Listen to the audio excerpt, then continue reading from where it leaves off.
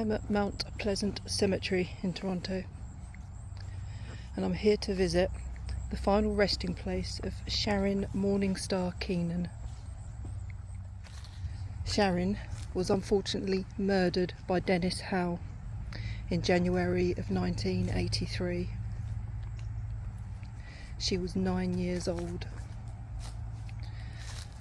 I'm going to tell you the story of what happened, or rather how it all unfolded.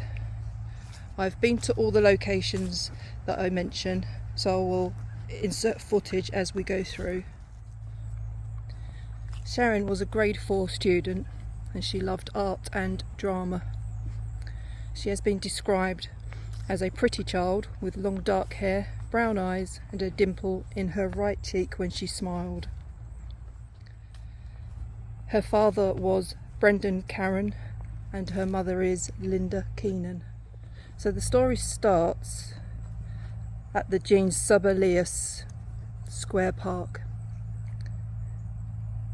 and that's in Kendall Avenue in Toronto. Bearing in mind this was in January and the footage that I have is now September time, so summertime, more people around.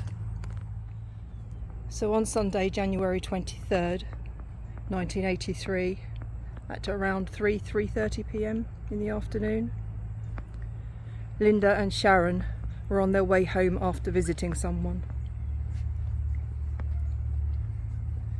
As they neared the park, Sharin asked if she could stop and play for a while, and her mother agreed that she could, but told her to be home by 4. They didn't live too far from the park, so it really shouldn't have been a problem.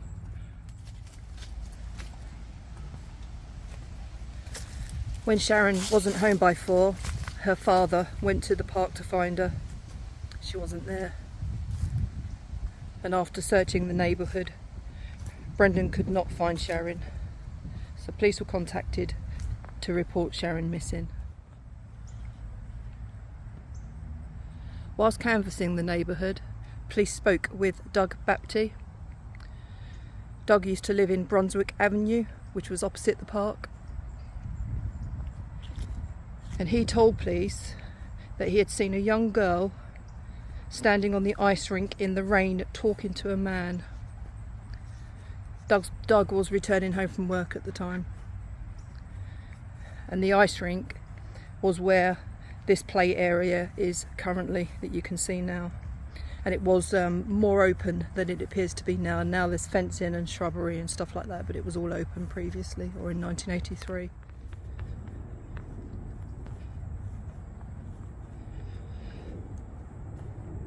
Doug saw the girl that is believed to be Sharin and the man leave the park towards Brunswick Avenue,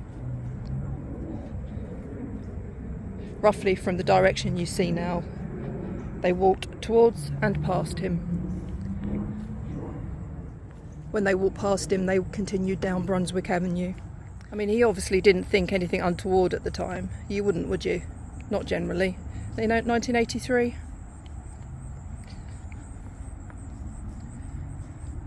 So with the news, with the information that Doug had given to him, police concentrated their efforts in that area. Searches were still carried out citywide, of course. Unfortunately, it wasn't until February 1st, and acting upon a tip, that police found Sharin's body. Now I have to give you a warning because, I mean, obviously murder is an emotive subject anyway, but when you're talking about the murder of a child, well, it's a new level, isn't it? So the story isn't a pleasant one, but I feel that it does need to be told, and Sharin should be remembered.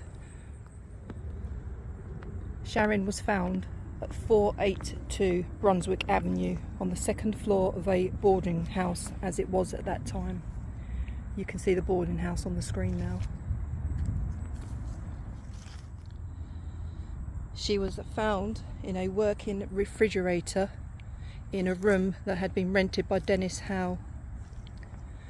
And you can see how close the boarding house is to the park. It was later found that Sharin had been sexually assaulted and strangled.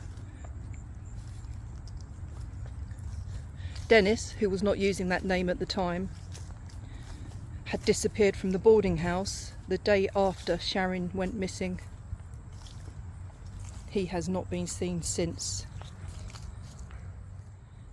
Technically, this murder remains unsolved, but it's safe to say Dennis is responsible, as DNA links him to Sharin and the room where she was found. Hal was 43 years old at the time and had served time in prison for violent crimes and assaults on females. He used multiple identities and often changed his appearance. And despite many appeals over the last 40 years, he has never been apprehended. The officers who found Sharin were Detective Mike Pedley and Constable Brian Laurie.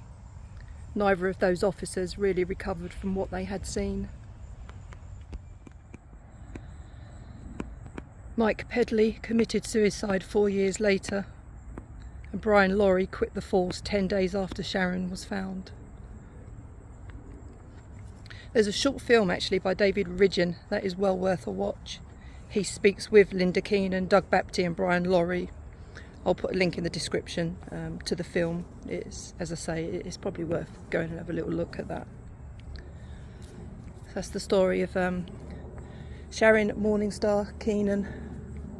So let's now go and pay our respects and find her final resting place.